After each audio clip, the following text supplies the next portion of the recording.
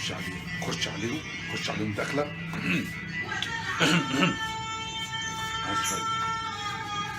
انا اسف، انا اسف للازعاج يا جماعه، بس انا بحاول على قد ما اقدر اي حاجه انا بعرفها، فانا بحاول اشاركها بين اصدقائي لو سمحتوا، يعني لو ما فيش حد عنده اعتراض.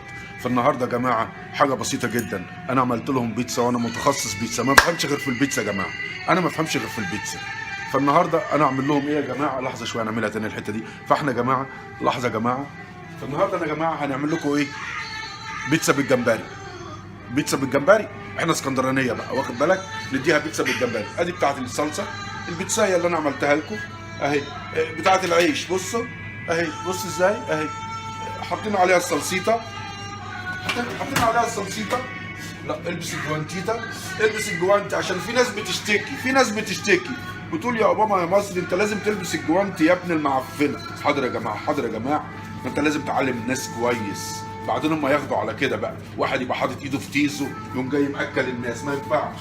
فناخد الجبنيته، الجبنيته يا جماعه، الجبنيته، جبنيته بسيطه، ما تحطش جبنه كتير، مش محتاج بس كده اهو سليم. جبنيته حلوه، جبنيته حلوه، حلوه الجبنيته، نحطها هنا لحظه شويه اهي، نحطها هنا. بعد كده نجيب ايه بقى؟ الجمبريتوس، الجمبريتوس ده بقى جمبري يا جماعه، بصوا ها، ده جمبري والثوم والبصل والبتاع يا عم الحاج. فتاخد ايه بقى وتديها هنا بقى، واخد بالك، تديها كده، تعدهم بقى، تعد يعني تحط حوالي 3 جمبريات، كل بتسايه تحط فيها 3. ما انت تقطع الجمبريه على 15 واحده، تقطعها 15 مره. بس انا عشان انتوا صحابي حبايبي، انا هعمل لكم بيتزا يا جماعه بالجمبري مصحح، مش هقطعه عشان انتوا صحابي. حط كمان 2 عشان دول صحابي. انا عايز اضرب مسمار، اديها كمان لحظه شويه يا جماعه. بعد كده ايه يا جماعه، عشان تديها شكل منظر حلو بقى، بص بقى تديها بقى بص يلا، تديها بقى، تديها شويه فلفل احمريكا، فلفل احمريكا عشان يدي لون، يدي البتاع في البتاع. بص بقى بس كده، بس اهو فلفل احمريكا في السليم. بعد كده نحطها فين بقى يا جماعه؟ في فرن الحطبيطه. طب نجيب الكماريطه، ننقل الكماريطه. طب انا ايديا فيها بتاع، استنى يا جماعه، نقلب الكماريطه نوديها في فرن الحطبيطه. ايوه انزلي يا بت، انزلي يا بت، بس وربنا ماشيه اهي. بس يا جماعه ديت عشانكم يا جماعه اهي.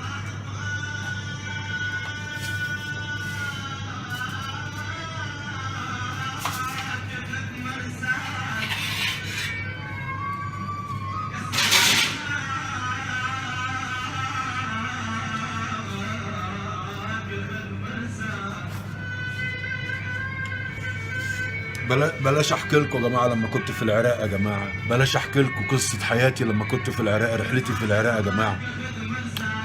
وقابلت صدام حسين وسلم عليا وقال لي ازيك يا مصطفى. والله العظيم 3 ما انساش اليوم ده، والله العظيم 3. عملت له قهوه اسكندراني 100 زي ما بحبها، معلقه سكر واحده مظبوطه. صدام حسين كان بيحب القهوه مظبوط، ما كانش بيحبها معوجه. والله العظيم قابلت صدام حسين وسلمت عليه، اقسم بعزة الله وجلاله.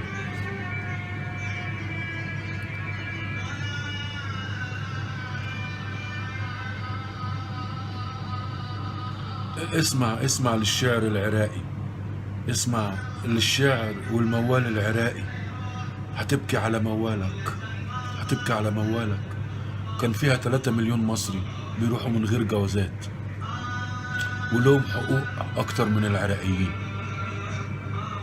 لا كان في سني ولا شيعي ولا درزي ولا كردي ولا سليماني ولا عباساني. العراق كانت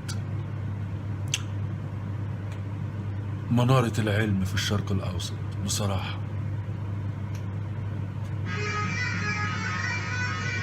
العراق كانت قلب الأمة العربية، قلب الأمة العربية. ها، اندبح واتسرق واتنهب. انتوا عارفين كم مليون عائلة عاشت من خير العراق. كم مليون؟ مش 30 مليون مصري بيعيلوا، كل واحد بيعيل 5 6، اضرب بقى 3 مليون في 5 6 يعني 20 مليون. 20 مليون 30 مليون عربي، 30 مليون عربي، عائلة عربية.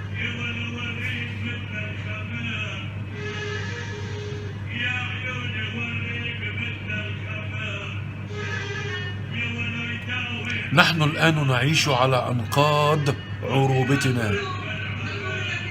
البيتزا يا جماعة، يا جماعة، الجمبري، يا جماعة، ما يصحش كده يا جماعة، كده برضو الجمبري كان هيتضرب كده يا جماعة، كده يا جماعة.